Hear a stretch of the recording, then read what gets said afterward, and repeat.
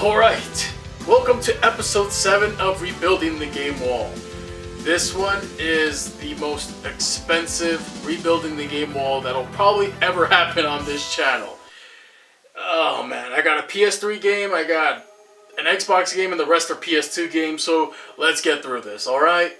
First off, costing me $38.16, I have here Alone in the Dark Inferno Edition on the PlayStation 3.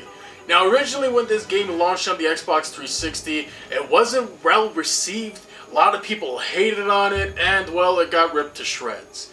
So they decided to update that version, but they also released an Inferno Edition, which is kind of like a director's cut, kind of an updated, fixed up version of Alone in the Dark. Granted, it didn't make the game that much better, but it did improve some things and made some quality of life improvements that definitely helped boost the scores on the game. However, it wasn't that well received, and the franchise has been dormant since. But I decided to pick it up because I like clunky survival horror games, so I wanted to check this one out. It has a fantastic score, and yeah, Alone in the Dark Inferno Edition. This one is going to go up in price, so if you haven't picked it up already and you're interested in it, definitely do so.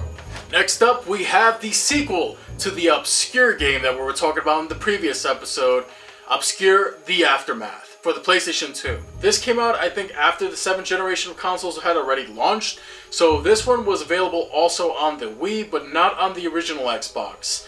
But I decided to hunt down the PlayStation 2 version because I like my survival horror games on PS2. No lie, don't you? Come on, I know I'm not the only one. But anyways, Obscure: The Aftermath, it's basically kind of like the first one. Bunch of teenagers, you got most of the same cast from the first game, at least the ones that survived, showing up in this one, and basically the story premise is kind of the same. Dorm, school, crazy looking monsters popping up out of everywhere, and it's a very interesting game. I like the creature designs in it, and there's some weird stuff going on in this one. But it's actually pretty good and wasn't as expensive as the original one. This one only cost me $31.80. However, I remember when this one released, I believe it was also a budget title, so it only came out to like around $20 when it originally launched. Yeah, I miss those days. Makes me wish I picked them up when I could have had the... Makes me wish I picked them up when I had the chance. Next up, we have a classic Fatal Frame on the original Xbox. Now, for some reason, I started with the second game in the series and then moved on to the third one, but I never got the chance to get the first one and play through it. Now, granted, the fourth game in the series was exclusive to Japan for some stupid reason, and the fifth one was released digitally for the Wii U, which was released in chapters, which is an absolute stupid way to release a series. And thankfully, it's getting a current-gen port for modern-day consoles, so I'm definitely going to pick that one up on the Switch when I can import it. However, I never got around to playing the first game in the series. I heard a lot of great things about it. Not as good as Part 2, and probably not as good as Part 3, but I don't know, everybody's opinions are mixed on the series. What's your favorite Fatal Frame game? Let me know in the comment section below. Definitely want to do a series of videos on the Fatal Frame series, but I definitely have to play through this one, because 5 is right around the corner.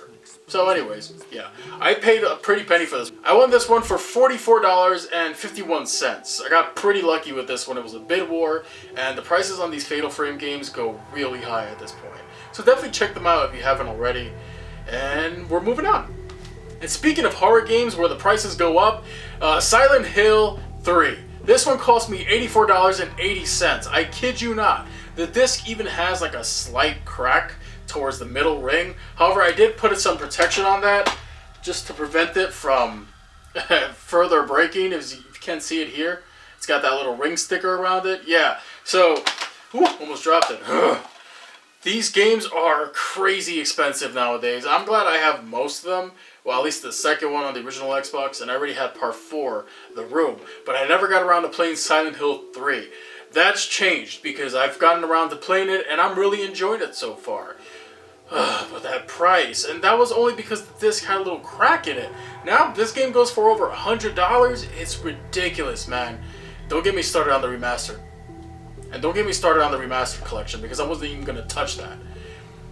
But yeah, Silent Hill 3, I know it's a classic for a lot of people. A lot of people like this one, but prefer the second one. I still haven't played much of it, so I'm definitely going to have to give it more of a whirl. God damn! This one cost me $69, nice number, and 53 cents. Here is Clock Tower 3 for the PlayStation 2. Now, I've never played the Clock Tower series. I've heard decent things about them. However, I did pick up Haunting Ground on the PlayStation 2 when that originally came out. I think it was like a year or so after it came out, before it got crazy expensive. It's kind of like a spiritual successor to the Clock Tower series. I loved Haunting Ground, so I decided to pick up Clock Tower 3. This one, yeah, I've played a little bit of it. It's kind of crazy, and like the tone of it is kind of all over the place. I don't know, it's like it's too silly to really be scary, but at the same time it's got disturbing things in it. So I don't know, it's just a weird game. But I picked it up because I wanted to play it, and it's on the PlayStation 2. Classic survival horror system. So yeah, picked it up, Clock Tower 3. If anybody's played this one, let me know how it is in the comment section below, and if I should even bother with the previous installments. The shelf, I keep stepping on, let's step forward. Alright, next up, costing me $47.49. This one was a pain in the balls to get. The Xfiles Resist or Serve on the PlayStation 2. Yeah, you're probably thinking, wait, this is a tie-in game with a show? That's gotta suck. Well, you'll be surprised. Apparently this game, developed by Vivendi Universal, who developed a lot of games for the 6th generation of consoles, they actually did a pretty good job in making a survival horror game based off this series. Granted, I didn't watch X-Files, my wife did, she enjoyed it, so I definitely will have to play this around her. But I played it a little bit and it had a zombie cat. That's not cool.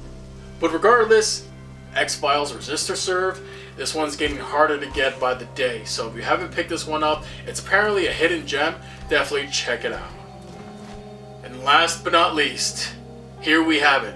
The Holy Grail for a survival horror video game fan. Rule of Rose on the PlayStation 2.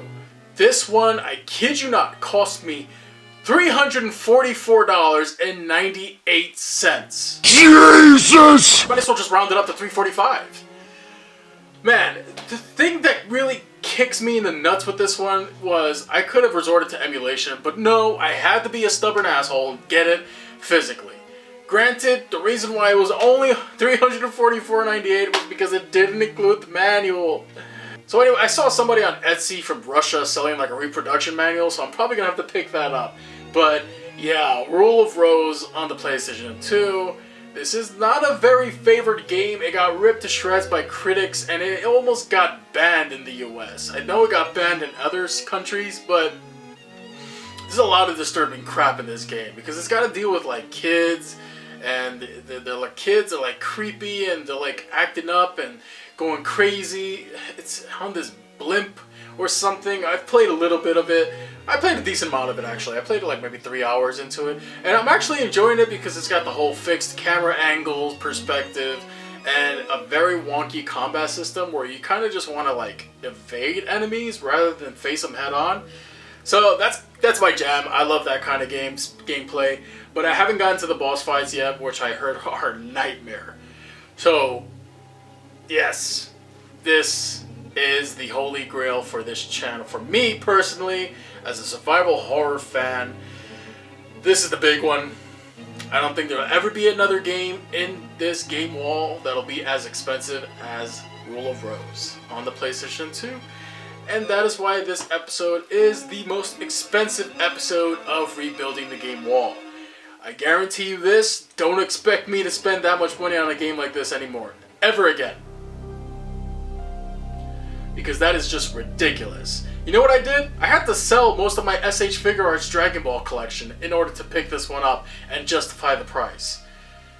The grand total for this was $661.27. Damn! Holy Jesus, I hope my wife and my parents aren't watching this episode or I'm in deep shit. Anyways, that was today's episode of Rebuilding the Game Wall, the second episode and Halloween episode for 2021. The Holy Grail episode, the most expensive Rebuilding the Game Wall, And trust me, I'm not going to do this kind of spending again. Granted, I didn't buy these all at the same time. This was spread out throughout a couple of years. But god damn! $661.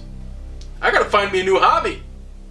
Anyways, that's it for this episode. Thanks for watching, everybody. I hope you have a happy Halloween. I'll see you in November, and we'll go from there. I'll see you all soon.